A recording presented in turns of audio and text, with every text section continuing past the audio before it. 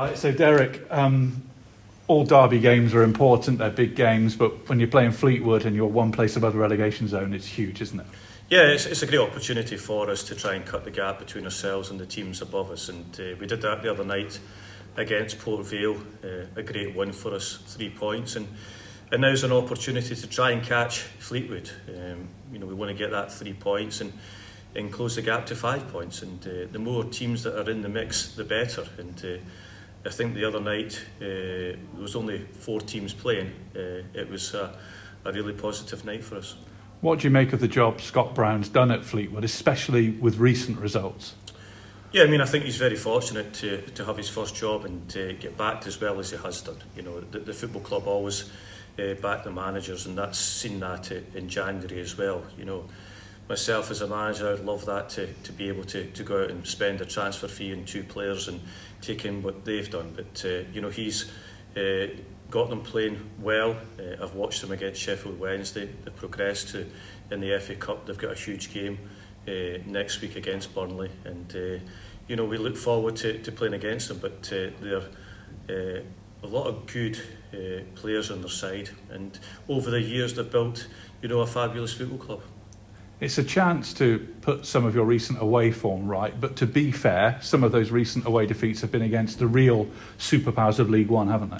Yeah, I don't think that you can play Championship Manager or play FIFA and beat the likes of Derby, Ipswich and Sheffield Wednesday away if you're Morecambe at times. It becomes difficult, and we found that, but the players have always given it a go. We go to Fleetwood, who have done really well in recent times with the results they've had, and we've obviously come off a lot of positive results and performances. And Adam Mayer scoring the other night again as an 18-year-old shows you how well he's done, and the belief in the squad is very good. He's a real prospect, isn't he, Adam Mayer? He is. He has developed into a very good youngster.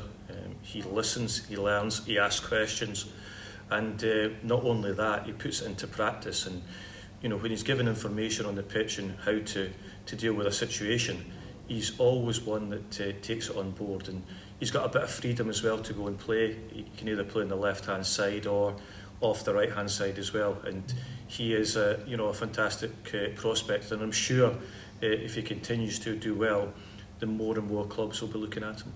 Yeah, and how encouraging was it that he scores that goal on the 50th minute and you hold on, you grind out, it's like a negative term, but you held on. It wasn't an easy 5-0, 5-1, was it? To win 1-0 is important when you're in a relegation scrap, isn't it? Yeah, I think that when you're in that situation, we've got to defend well, and we had to deal with a lot of longer balls the other night late on in the game. They put so many forwards in, and we showed a lot of good resilience in that way. We could have picked them off and maybe made it 2-0, but a 1-0 win at home on a Tuesday night against a team that sits in the top half of the table is a perfect result.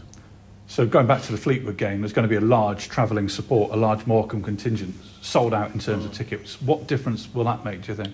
Yeah, it could create a very good atmosphere. It's a tight ground like our own, and the atmosphere when it's packed is very good. And we've got a huge support with us. We've sold out our allocation, and it's just along the coast, from us. And we look forward to the game. The supporters were very vocal the other night, and that really does help the players. And it's going to be a frantic game because we understand the way that Fleetwood start their games. It's 100 mile an hour, so we'll have to be ready for that. A couple of weeks ago, we were talking about how you'd slipped back into the relegation zone after climbing out of it. You've climbed out again now. How important is that psychologically, that you've done it again? You've done it twice now this season. Yeah, I think it's important that come the end of the season we're not in it, and that would be a huge success again for this football club. It's going to be to and fro between now and the end of the season.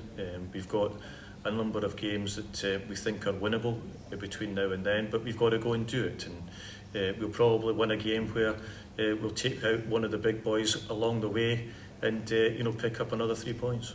Do you see it being really close right to the end of the season now? Because it does seem, possibly with the exception of Forest Green, everyone's still in the mix, aren't they? Down to sort of 7th or 8th bottom, and there's a couple of teams falling, aren't there, still? Yeah, I mean, that happens. You know, we've got 14 games to go, and don't be surprised that there's teams just below that halfway stage that actually come back into it, because everyone will have a different run in, and they might have a number of difficult games to play. But at this moment in time, we've always said it's an 8 horse race. It could be more than that. How's Cole Stockton? He went off injured on Tuesday night. Yeah, we assessed him yesterday and today. He's still got an opportunity of playing on Saturday. We'll look at him again tomorrow morning and see if he's ready. And you're likely to be missing anyone else, do you think, for the weekend? No, we've got a fully fit squad, 20 outfielders and 2 goalkeepers, so we're ready to go. And finally, any progress on bringing someone in? You've been talking about getting some, out of contract player in. Any movement there? Not at this moment in time. We obviously missed out on a couple beforehand, but nothing will be in for Saturday.